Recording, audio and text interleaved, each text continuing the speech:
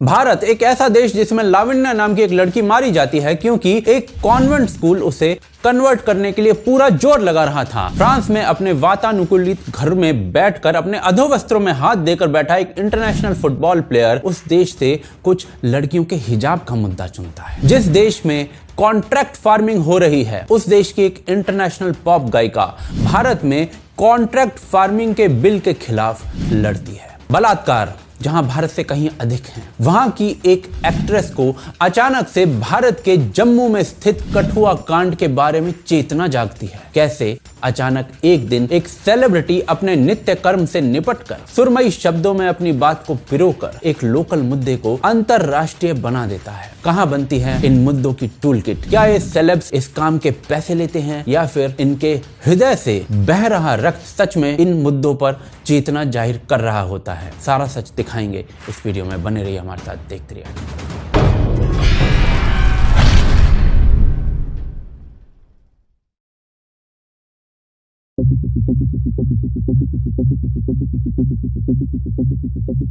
भारत में आजकल क्या चल रहा है? तो जी, जहां एक तरफ सऊदी की लड़कियों को बुर्के से राहत मिल रही है, वहीं भारत में कुछ लड़कियां मुस्लिम पक्ष की वो लड़ाई लड़ रही हैं कि हमें हिजाब पहनना है उस स्कूल में जहां ड्रेस कोड है, और हिजाब का पर्चा फाड़कर बुर्के में स्कूल कॉलेज आ रही हैं।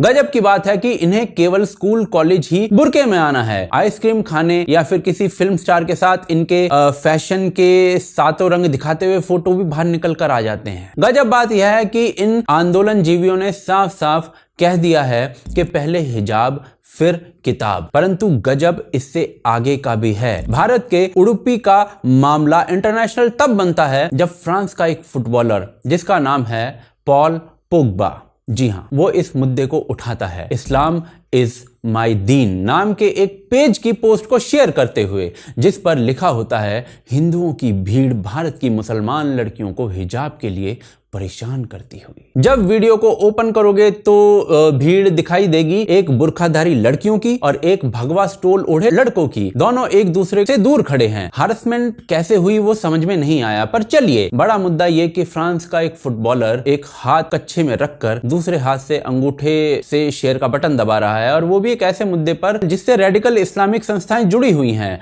वो भी एक ऐसे देश में बैठकर जहां बुर्का ऑलरेडी बैन है। क्या ऐसा पहली बार हुआ है? वो देखते हैं अगले अध्याय में।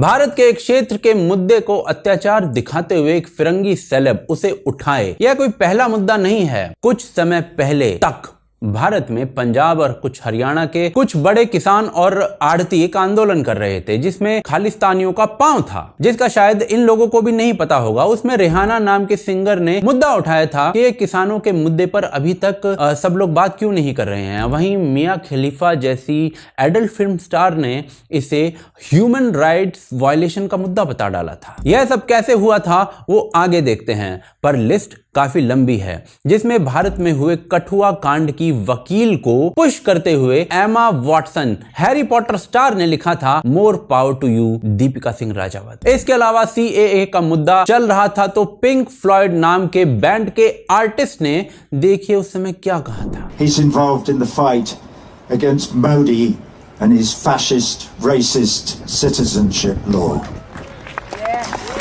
I'll read a little bit of one of his poems. Amir says, everything will be remembered. Kill us, we will become ghosts and write of your killings with all the evidence. You write jokes in court, we will write justice on the walls. We will speak so loudly that even the deaf will hear. We will write so clearly that even the blind will read. You write injustice on the earth. We will write revolution in the sky. I think this kid's got a future. ये मैंने आपको कुछ मामले बताए हैं। ऐसे बहुत से स्टार्स हैं जिन्हें सिटीजनशिप अमेंडमेंट एक्ट का सी भी नहीं पता और 2 गज लंबी जुबान निकालकर रायता फैला रहे थे। परंतु ये लोग ऐसा करते क्यों हैं? अब जरा ये देखने का प्रयास करते हैं।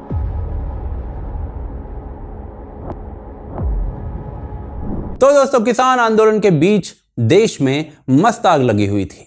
कुछ लोग हाथ सेक रहे थे, आग खालिस्तानी थी। शुरू में मुझे इस चीज पर थोड़ा सा शक था, परंतु ग्रेटा थनबर्ग ने ट्वीट करके जब टूल किट ही दिखा दी पूरे खालिस्तान कांड की, तो शक भी दूर हो गया। और जब इन चीजों की जांच की गई तो पता चला कि रिहाना को किसान आंदोलन पर ट्वीट करने के लिए $2.5 मिलियन मिले थे। नॉर्मली 5-7 हजार रीट्वीट पाने वाली रिहाना को 3 लाख से ज्यादा रीट्वीट मिले थे, जिसमें जगमीत सिंह जैसों का भी शेयर था। अब सोचिए कि यह काम कैसे होते हैं। ग्रेटा द्वारा शेयर की गई टूल किट में यह तक मेंशन था कि रिहाना का ट्वीट कब किया जाएगा, इतनी तैयारी थी। और बस यही तरीका है, हर सेलिब्रिटी का रेट तय है।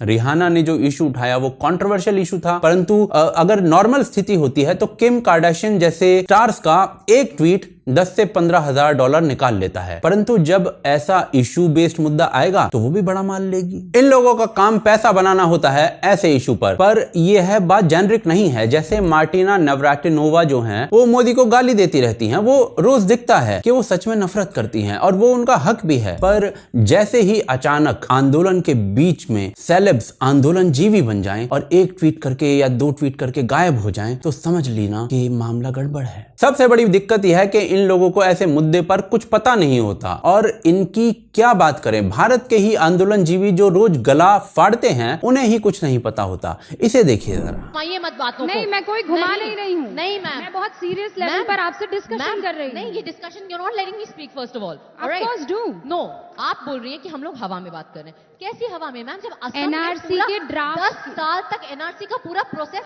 असम का सीए से कोई लेना देना नहीं है, एनआरसी से लेना देना है। बातें कर रहे हो, असम का कोई सीए से लेना देना नहीं है। सीए से कोई बात नहीं है। असम का प्रोटेस्ट चल रहे हैं असम में। आपने एक्ट पढ़ा है स्वरा? सीए का लेना देना पूरे देश से है। आपने एक्ट पढ़ा है स्वरा? मैं बार बार कह रही हूँ आपको, आपने एक्ट पढ़ा है स्वरा? मैं आपके लिए एक्ट लेकर आई। मैंने रेलेवेंट सेक्शंस पढ़े हैं। मैं आपके इस बहन ने 1 पेज और 3 लाइन के कानून में रेलेवेंट सेक्शन पढ़े हैं। कतई जेएनयू का नकली माल फूका है। इन लोगों द्वारा चिल्लाने का जमीनी स्तर पर आखिर क्या प्रभाव होता है, यह कहना कठिन है, परंतु देश में हंगामा तो मच ही जाता है, लोगों में चर्चा होने लगती है और शायद यही इनका उद्देश्य भी होता है। आप लोग इस पूरे मुद्दे पर क्या कर सकते हैं? तो जी सतर्क रहें। जब कोई व्यक्ति ऐसा ट्वीट करते दिखे तो इन्फ्लुएंस ना हो और ना ही किसी को होने दें। इन लोगों को 4 पैसे मिल जाते हैं, जिससे मुझे पर्सनली कोई दिक्कत नहीं है, परंतु यहाँ तो भाई जान माल का नुकसान हो जाता है इनकी वजह से। तो ये है एक व्यापार, नाम कमाओ, एक ट्वीट से हल्ला मचाओ और पैसा कमाओ। ये नया व्यापार है। आप लोग इससे सावधान रहेंगे या नहीं, ये तो मैं नहीं जानता, क्योंकि मुझे भोलेपन की बीमारी है। परंतु आप लोग जानते होंगे, तो बताइए कि आप सावधान रहेंगे या नहीं। साथ ही साथ यदि हमें सपोर्ट करना चाहते हैं तो उसके लिए patreon.com है, या फिर आप UPI के जो नंबर्स आपको स्क्रीन पर इस समय दिखाई दे रहे हैं उन पर भी हमें सपोर्ट कर सकते हैं। आप हमें ट्विटर, फेसबुक, इंस्टाग्राम पर भी फॉलो कर सकते हैं। आप देख रहे हैं आज की ताज़ा खबर। जय हिंद, जय भारत।